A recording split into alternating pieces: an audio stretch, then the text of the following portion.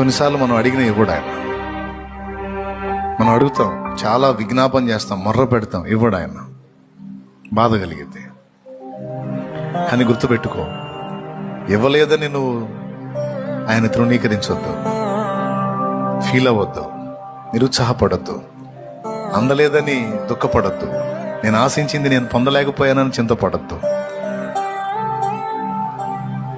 ఆ పరీక్షలో నువ్వు పాస్ అయితే నువ్వు ఆశించిన దానికంటే ఉన్నతమైన దాన్ని నీకు ఇస్తాడు ఆయన. నువ్వు ఒకంత అడిగితే 7 అంతలు ఎక్కువగా ఇస్తాడు. అనుభవం. ఒక దానికోసం నేను అడిగా, ప్రార్థన చేశా, విశ్వాసం ఉంచా, ఎదురు చూసా, ఇవ్వలా, మిస్ అయిపోయింది, నా కళ్ళ ముందే మిస్ అయిపోయింది. బాధపడ్డా, దేవా నాకు ఎందుకు ఇవ్వలేదు నువ్వు నాయనా, ప్రార్థన చేశావు కదా అని కొంచెం ఫీల్ అయ్యా. దేవుడు మౌనం. అయితే అంతే, ఇంక ఎక్కువేం బాధపడలే నేను.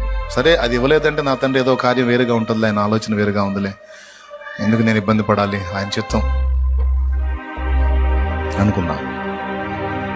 నేను ఆశించింది ఒకంత అయితే 7 అంతలు కాదు 8 అంతలు ఎక్కువగా ఇచ్చాడు నాకు. అది